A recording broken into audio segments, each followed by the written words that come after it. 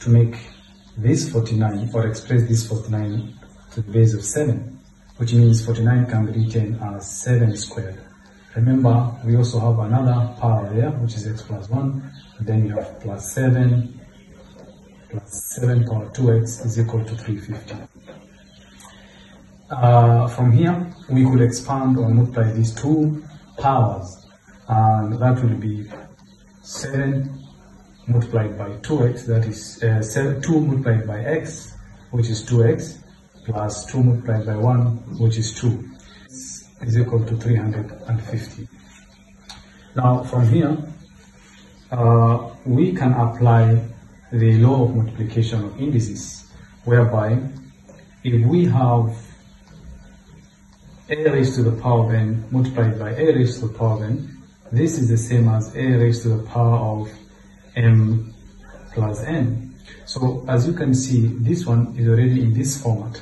So we are going to convert this one into this format, and the base will be in this case 7. So we have 7 raised to the power of 2x multiplied by 7 raised to the power of 2 plus 7 raised to the power of 2x is equal to 350. We can factor out this 7 power 2x is common.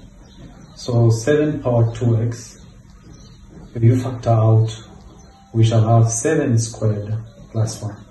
If you expand, you get the same thing. Then this is the same as 350.